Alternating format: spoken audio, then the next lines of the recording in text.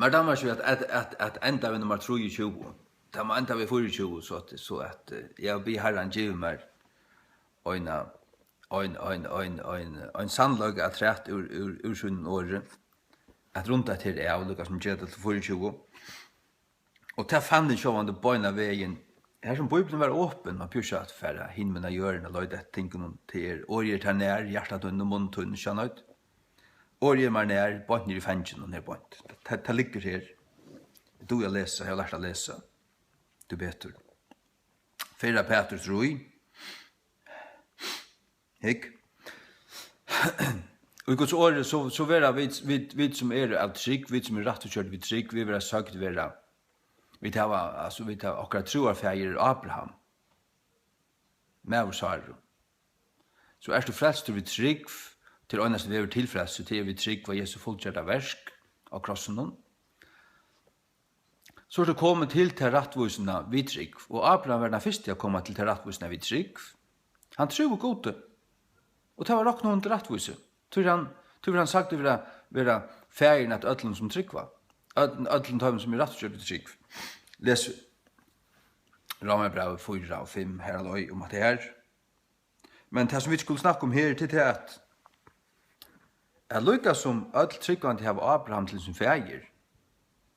Således vill svara sett fram här i 4 Petrusbrev troi.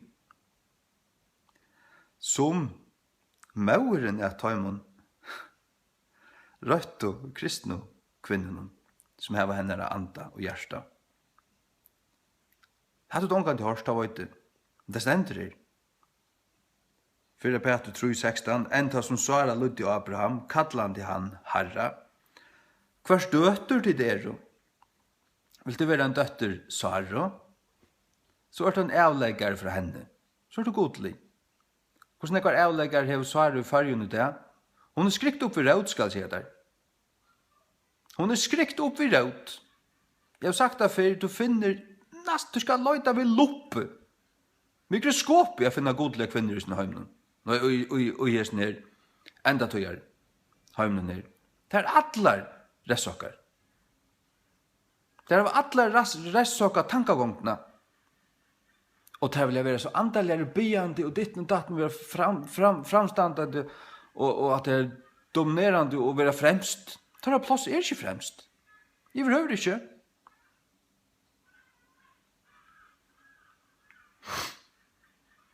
Kvars döter till det och så långt som det gör väl och är inte räddar för några rasslo.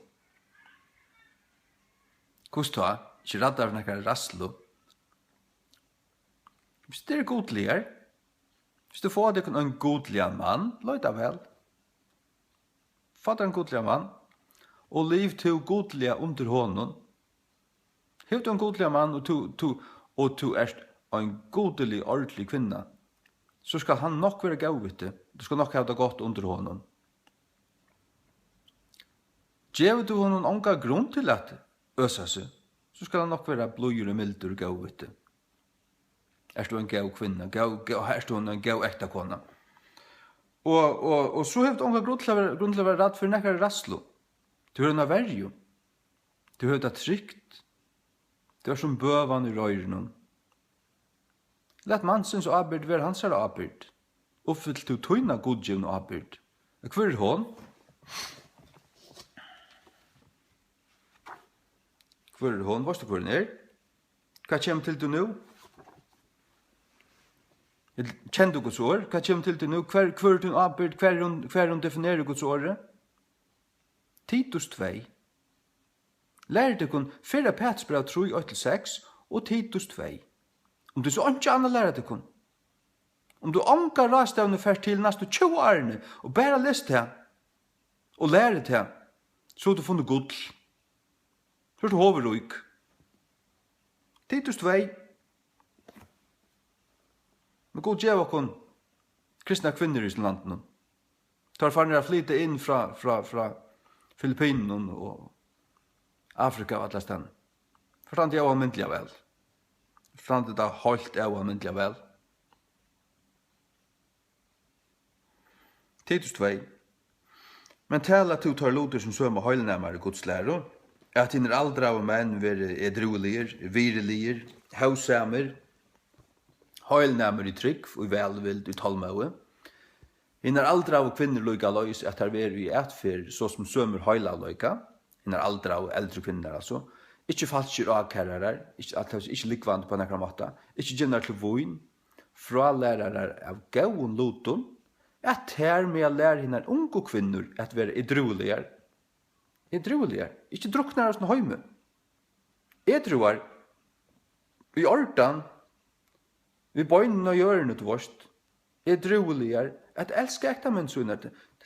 Unga kvinner må lærast at elska ektamennsøyner. Ja, tar man eldre, der skulle haltas til, der eldre hønner skulle pikka der yngre hønner ned I nakkan, du skulle være ordentligere. Du skal akta du mann, du skal ikke rømme for din mann.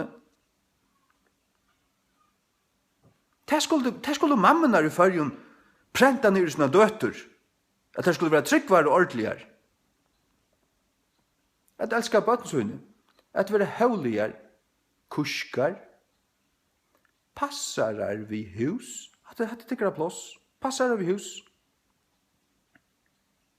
Lutnar, her sender at det året atter lutnar. Vi tar snakk om undergivne, her sender lutnar. At være løyen til et akta. Lutnar fire søgnon egno ektamånen. Fire at Guds år vil ikke godspotta. At år Guds vil ikke godspotta, ja. Så kunne de standa høyden og øyla og spela grep. Og skipa for rastevnen og ditten og datten. Få konu John Bevere til førjar at ressaka det kun så sundru saman. Og Joyce Meyer og kvett på ham var det. Det vel rent pakk, du vet det Feministiskt lorst upp ur helvete. Som kallar seg Kristi. At det antikrists ante, at det satans lign som det prenta ned I konar sjokken, og alt fyrir ut I lorst. Det voiser min søk? Folk kommer 100%. Det var ikke Guds årlærer. Og så sier jeg, ja, men hatta fast og unga kone vi, så bit. Jeg vil ikke ha noen kone. Hvis det på at jeg så må jeg bakke atter fra tusen Guds år sier, jeg bare ikke meg meter. Jeg fundamentalist skulle ganga 100.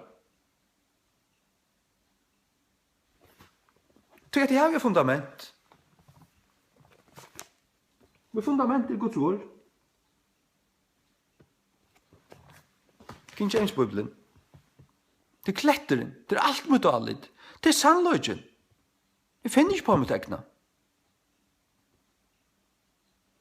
Men hatta fast og unga kone vi gav, så er jeg som alder.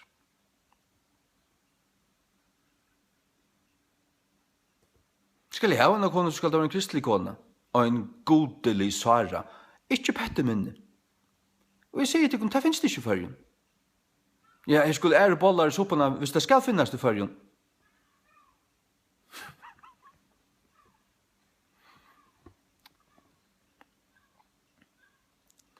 Jeg kommer ære bollar I soppene. Jeg kommer Rotland fra Filippinen og Ghana og alle mulige steder. Ordentligere, hustligere, undergiveligere, fitta koner. Jeg synes ikke det. Det så just, altså du vet, det særlig, det øyne ikke kristne menn som får seg der. Jeg forstand det der almyntelig vel. Forstand det der rævlig vel. Nå, men du tykker du flenne og spotta og sier hva du vil, ja. Jeg lett ikke pette ut da. Men nu det finnes sannløkene. Her står atter luttner. Luttner fyrir som nekne ekta mann. Luttner. Hva det? Det undergivner. Undergivner. Kvoi? Til han tar hødd. Så nu vet du hva det er å hødd, hva vi gjør. Og så leser vi 4:11. Vers 3. Men det vil de haft det kunna vita, og nu får det da vita, Jeg vil haft kunna vita at høvur kvarsmans Kristus, og høvur kvinnunar mæveren, og høvur Krist god. Hatt Guds valda pyramida, God fægir altså ovast, han bossen i ödlun, han skipar fyr i ödlun, og ta allt undla Kristus, så skal Kristus djeva seg under God fægir, stendur her i 4:15, og så at under God fægir at Kristus, under Kristi den kristne mæveren, hever kristne mæveren en konu, så han under honom. Kvinnan så ikke even nøkron, han kan få seg bøtt, og så kan han være i tøymon og æla teg opp. Hvis bøttene vil ha okkur under seg, så kunne de få seg en hamster. Gjør så vel. Gjør så vel.